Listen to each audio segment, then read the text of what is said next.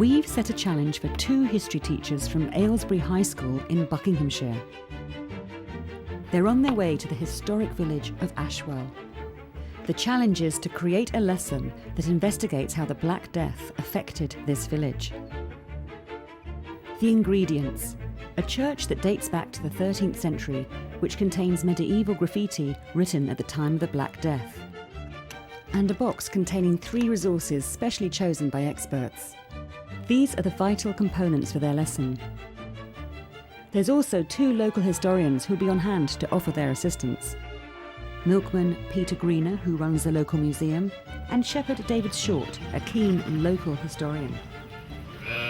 All places have a history, and all places have an interesting history. It's a matter of finding out what's interesting about it. But right now, neither teacher knows their destination or the topic. Hertford, what's at Hertford? Don't know. Our 2 teachers are Iain Annat, Head of History, and Iain Ochiltree, an NQT. I'm not your typical 22, 25-year-old NQT. I've got a lot of different experience behind me. What I do bring is my enthusiasm for my subject. I'm an enthusiastic historian. For the challenge, Head of History Iain will be coaching NQT Iain. For this experience, it was always going to be more about Iain and what he could do with that, with those objects. I mean, we work very closely together, and I forget he's an NQT. Let's hope NQT Iain gets coached well, because by 2 p.m. this afternoon, he needs to be ready to teach. Okay, we've got a church plan. A series of quotes.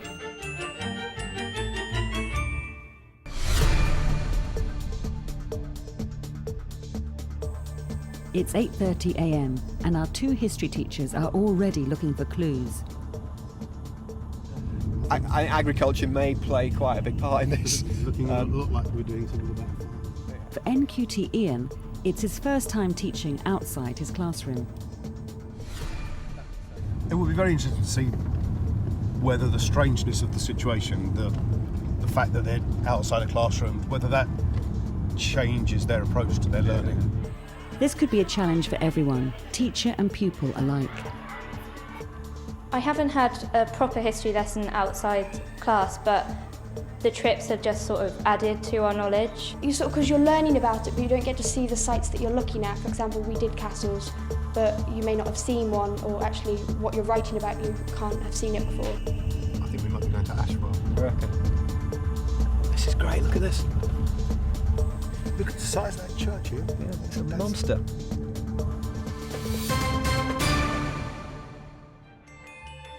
First stop in Ashwell is at local historian David Short's house. We believe you can help us. Well, I hope so. Come in. Thank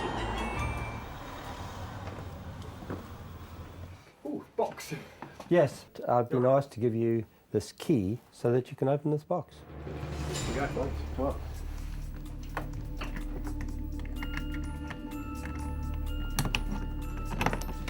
Right. Wow. Well, what? Well, I can see something that says Black Death, which is going to be important. We've got TVD. Watch me. Is there anything that says drink me? How did the Black Death affect this Ah, village? right, okay. We're assuming that the Black Death affected the village. We have some graffiti in the church. Oh, The right. church is Okay, made of fantastic. chalk and very easy to scratch. Yeah. And there's some graffiti there referring to the Black Death of 1349-50. Right.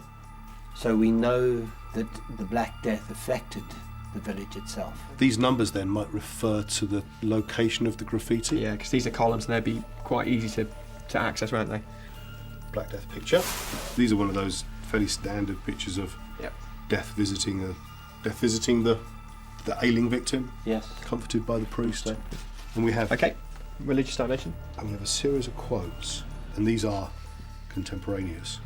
These are No, it's Boccaccio on there. These are 14th century Yeah. quotes. We may be asking the students to find a way to use these sources Yeah. in their understanding. It's also going Or- to give them a sense of what people thought about it at the time. We've got symptoms, we've got causes.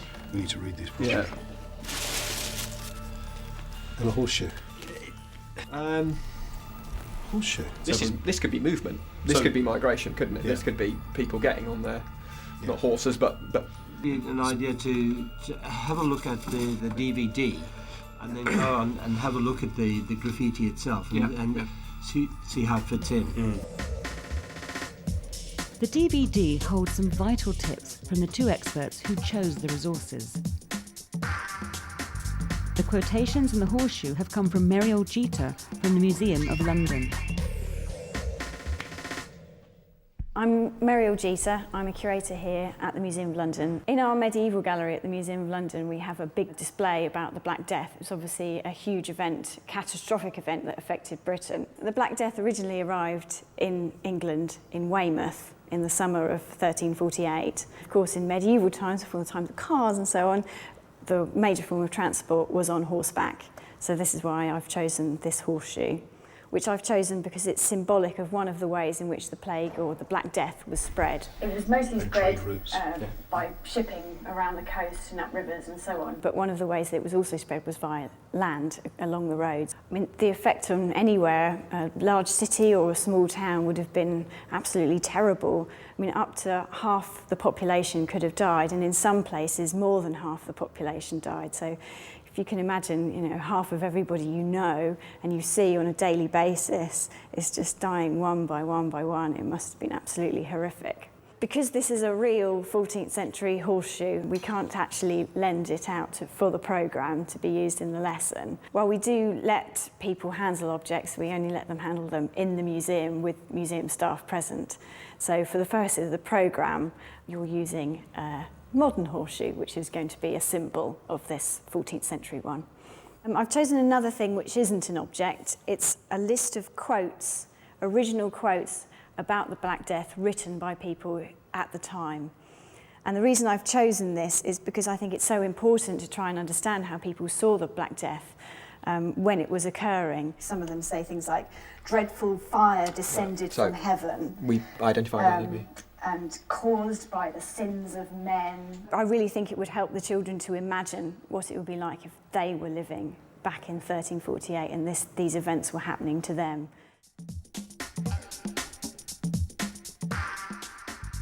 The things that we got were actually quite straightforward. The horseshoe was the most ambiguous one. The quotations, which sort of rooted us in some sort of historical scholarship that was always going to be useful. The final resource, a reproduction of a page from a medieval manuscript, has been contributed by Roger Walsh from the British Library. Despite medieval manuscripts being the best record we have of the Middle Ages, there's surprisingly little specific illustration around the Black Death. But what we've chosen here is a manuscript that dates a little bit after the Black Death itself of, say, 1350, but which deals with the medieval relationship to death. And this illustrates perfectly one of the most fundamental moments in life in the Middle Ages. The moment of death was viewed as crucially important. I think there's a few ways an illustration like this could be used in a lesson. The first thing to do, I think, would be just to explore the source itself, to begin to look at the text that's around it.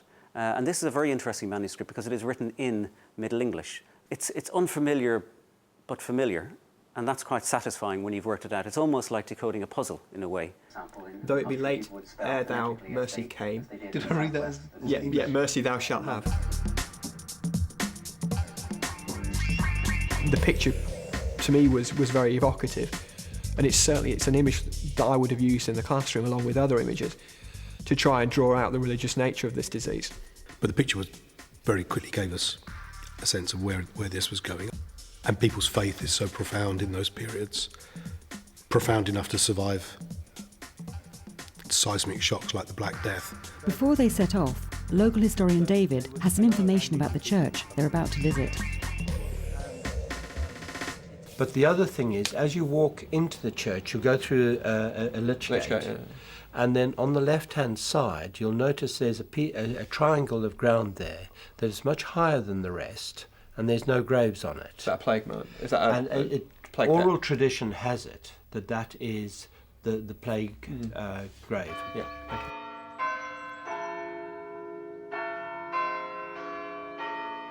I mean, that church It's imposing, isn't it? It's really imposing. And that's the third thing. We talked about, the church being for the girls as, they come into church and they're going to look at connect it to faith, and they're going to connect it to this graffiti that we're going to see.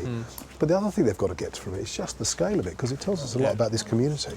This is called Arms Lane, so this is probably either the site of some almshouses or maybe an arms procession from the civic centre to the religious centre. And this is the bit of high land he was talking about. This bit here?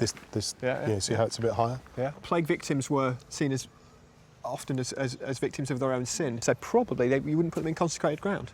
It is slightly more raised than the surrounding. This might be a good moment to link that religious character of the Black Death with its effects on the community. Okay. Wow.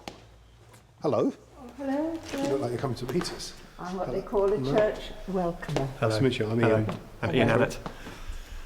What a beautiful church. Church. It's beautiful. It is beautiful, yes, yes. When does it date back to? Well, what you can see is 12th, 13th century. Interesting that it's 12th, 13th century, because you know our focus, I don't know if you know anything about our task, but our focus is obviously going to be on the impact of the Black Death here. Yes, yes. We have a map. I believe you can show us some graffiti. And we've got a curious map with some references, which I would imagine are the points that we might want to look at. This will be familiar to you? Yes. We met David, and he also said there's some graffiti around the tower. Graffiti, the truly medieval graffiti relating to the Black Death are in the tower. Well, those are medieval scribblings about archdeacons and their shortcomings and things like that. That might be useful to see anyway. Well, they're rude about their archdeacons. Yes. I hope so. Well, we should definitely see it. If only for curiosity's sake, we should see it. Okay, let's have a look at the... So this must be really famous. Oh, it is, yes. Now, that's the graffiti, but 2 courses below, you've got the most famous, and it's in a quite a beautiful early English hand.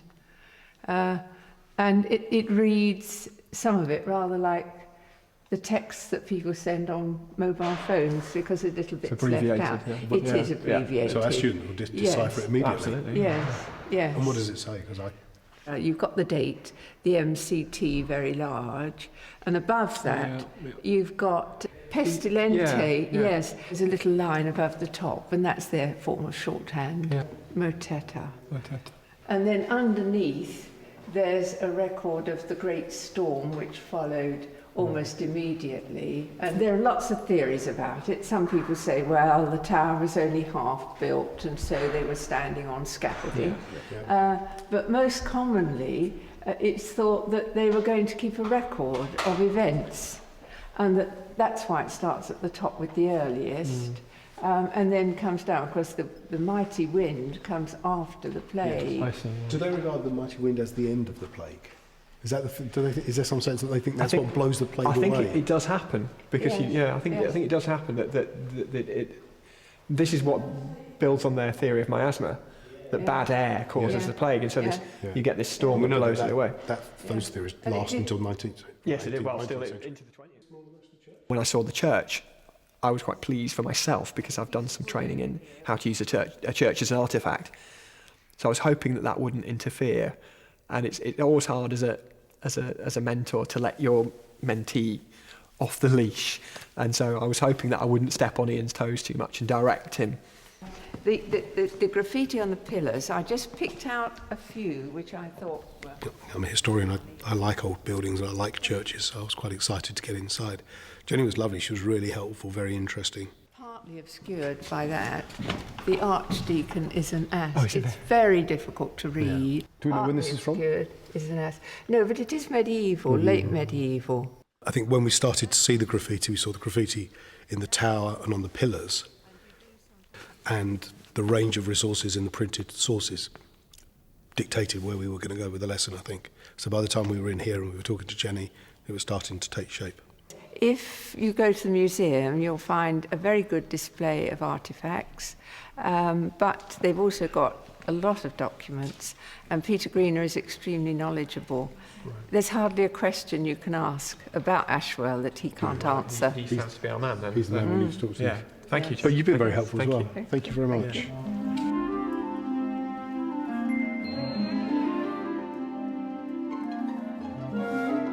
Ashwell Village Museum opened in the 1930s and is full of historic curiosities.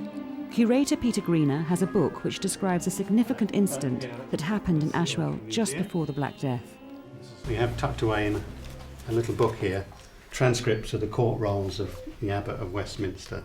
The Abbot wanted to enclose a field, and the inhabitants of Ashwell were a bit incensed with this, and they pulled down all the fences and everything and did thousands of pounds worth of damage. Peter, who wrote this? Can you tell us? Well, it's a book called Stories of History, and it was made especially for teachers, I think. Right, okay. But we can trust it from as being... I think from looking at the other stories, they're transcribed from the actual documents. Right, okay, so we can trust it as a... And these documents are very difficult in the original. They're all in... I think they're in Latin. Yeah, that might be quite useful, as I said. Some of the people who had been quarrelling in this year were to quarrel again, and much more seriously in the next year. Peter Buttiglione was one. He was the abbot's servant. In 1349, there's a gap in the series of his court rolls. That might be quite intriguing for the girls to hear, telling them the topic. We can start with this. Yeah. This will be really useful, I think. Very, If it's all right with you, we'd like to borrow it for perhaps the afternoon. Yes. I promise to get it back to you. Okay. In the same condition. Thank you. The book that David gave us was very useful and opened up a whole alternative way of teaching this. What he gave us was a great court roll source. Now they've got all the ingredients, and with their Year 7 pupils arriving shortly, it's time to start planning. They need to know something of what happened in this village, what the Black Death was. The place has grown up around the leavings of that event. So the graffiti and the court rolls, the place has continued and it's left as those things, and we can interpret them. So I think that's been eminently valuable. That they will now have in their heads. They won't have just an abstract concept of a disease called the Black Death that came to England or swept through Europe in the mid-14th century. They'll have a concrete example of a place that experienced it. Because they're already on a mystery tour, they don't know why they're here. The whole task is a bit mysterious to them. I think we should use that idea and focus. Yeah. So I think we should walk them through the village, and everything draws to the church. The church draws you in, doesn't it? So maybe something where you can lead them into the church. So basically the starter, if you like, is essentially the walk through the village, the understanding of age. We'll stand outside the church, do all the things we did, look at the size of the church. But you want them on that plague pit, don't you? And then, on that plague pit. Get them on the plague pit. They've designed a lesson looking at methodology, encouraging the pupils to behave as historians would, questioning the resources and examining the evidence. The girls were on a mystery tour. They didn't know why they were here either, and they didn't know what they were studying. And I wanted to use that inquisitiveness that they brought with them to focus their attention on the subject. So the first thing I wanted to do was just to walk them through the village and let them shape their own inquiry, to look for clues. So that's your first task, a very simple task. You're on a mystery tour. This is an extension of the mystery. We're not going to tell you yet why you're here and see if you can come up with it. Okay? So would you like to lead the way, Mr. Annat? Yeah. Follow Mr. Annat, see what we can come up. Talk to each other. It's perfectly reasonable to talk to each other. See what you see, but make sure you have your heads up. So there's something here that you point out. Can you see any evidence on there? What's the house called? The Guild House. Okay. Do we know what a guild is? Yeah. Look how the ceiling's moving around. It's not. That's clear evidence of how old it is. Did anyone notice the name of this house, by the way? Market House. Pretty important to spot. Keep looking for more clues. Anything else you see? So we wanted to move away from just a knowledge-based lesson, which, frankly, the girls could read a textbook or could look at a website to get that information, to something methodological about what does it mean to be a historian in this place with that kind of topic. What could you do? What kind of sources could you draw on? Give me some clues of some of the things that you've seen. Laura. The people in this village were quite religious because obviously you've got the big church and Rachel? Well, we've kind of discovered that it's kind of quite a Tudor village because it's like really old. Let's pin you down a little bit, because you're quite right. There are definitely things here that were in the Tudor period. Do we know that this was a Tudor village? I think one of the lessons we did was about how important the church was in the medieval times. So the fact that it's so big could be something to do with that. Very good. I'm really impressed, especially the thinking about the church. But I think you've started to think it through. We're in a village. We're going to talk about the medieval period. That gives you a broad sense of historical context. It's a historical event we're going to explore. When you start thinking about what it might be, we'll take it to the church and see if we can start to narrow it down. Okay? Let's go. You know, the church is the centre of the community, and this church in particular, because it's so big in such a small village, tells a story on its own. I think the girls picked up on that very quickly. Let's sit down a bit, because I just want to talk a little bit about... Are you all right sitting on the grass? Yeah. Okay. I want to talk just a little bit about what this sort of church represents. Halfway through the 14th century, about 1348, something happens and it changes this area in quite a marked way, and it's like a big shock. Does anybody know what it might be? What else do you see as you look around? Yes? You see old graves and things. Old graves. There's gravestones all around here. What? There's no gravestones here. Why are there no gravestones here? Are you going to tell the girls what they're sat on? Oh! What you said on? You said it was raised. There used to be buried people and they covered it all up. You are sitting on a mass grave of people who died in the Black Death. In 1348, plague, the Black Death, came to England. In 1349, the plague came to this village. This, underneath us, is a mass burial pit. So many people died that they had to be buried en masse. He was able to bring in a sense of the dramatic with them sat on the plague pit, and he loved that moment when he was able to tell them that they were sat on a plague pit. And it's good teaching. He's not got that veneer of a very, very experienced and very cynical teacher who puts on a mask. Iain doesn't do that.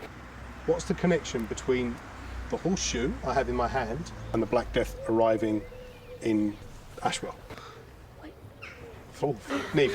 If the horses maybe were carrying something to market, then they'd and then the horses would get the fleas and then maybe pass it on to the humans.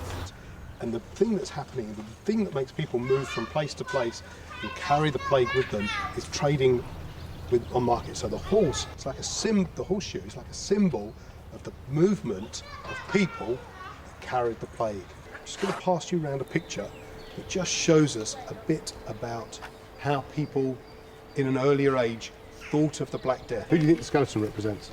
Death, and so he's maybe dying. Who's the other really important person? Is it like a monk? It's a monk, yes. And he's right there at the moment of death as well. Is this proof of anything? Is this proof of what the Black Death was like? Is it maybe someone's opinion of what it was like? So maybe... Good, it's a representation, and it's got to be. We're going to go inside the church and we're going to look at some different types of evidence.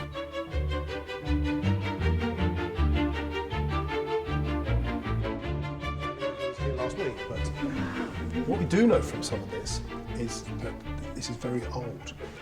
You know, you're familiar with the idea of graffiti. You know what graffiti is about. People have left their mark here. Some of it's religious, some of it's mysterious, some of it's somewhere down there it talks about Arsenal.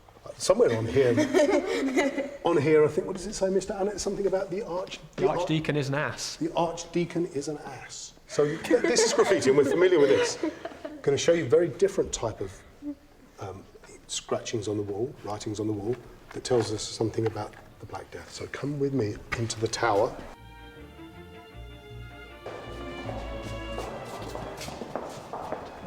So here we have actual evidence dating right back to the Black Death of how people wanted to record it. It's written in Latin. Who wrote Latin? I think, would it be like a monk or something who Can we appreciate the importance of evidence and types of historical record? Can we teach it in such a way that stops it being sort of crude caricature of dreadful disease and frightened people? I think it's important to bring out shades of grey in these stories. Iain has asked the students to categorise the Black Death quotes supplied by the Museum of London. Think about your categories, girls, as you go through, please. I mean, Giovanni, is that Italian? Yeah. And that will have set off little fireworks in their head and help them to give them a sense of humanness to this process. You had a few minutes to read them and talk about them. We asked you to classify and categorise. First of all, let's think about what kind of categories could we use? What kind of groupings could we use for them? Rachel? Like the consequences of it. Ooh. Such as, like, it says scarcely a tenth of either sex survived. It was God. So I was happy we were able to use them, but we were able to do it in a way that was a bit different from the classroom, and the girls made good use of those. Does it tell us the whole story? Or is there something left out? Let me just read you something. And this is stories of the village of Ashwell. And it says in 1349, there is a gap in the series of its court rolls. And its court rolls are what gives us our understanding of what happened. That's where our history understanding comes from, because that was what was written down for us to understand. So we have lots of evidence here, but something that we might want to know about is missing. So your last activity, last thing we're going to ask you to do is just think for a moment for yourself, what do you want to know? Write down on the post-it note any questions you have. Any really interesting questions here that would be good to hear. Laura. Carolina's question was, how did the Black Death affect the business? Surely there would be less people to sell things to. Interesting. Sophie? How did it eventually stop? Yeah, good. So most of these we'll pick up in the next lesson. If you've been inspired to try out teaching outside the box, why not contact your local museum or library? They can often lend you resources or put you in touch with local experts who can offer useful information for your lesson. You can find some web links on the page associated with this programme at teachers.tv. I've taught the Black Death for years, and I don't think I've ever really truly explored the idea that that we don't have voices left from the ordinary people. Yeah, being able to teach in such a beautiful, interesting place on such a good topic has been great fun. I'm grateful for the opportunity.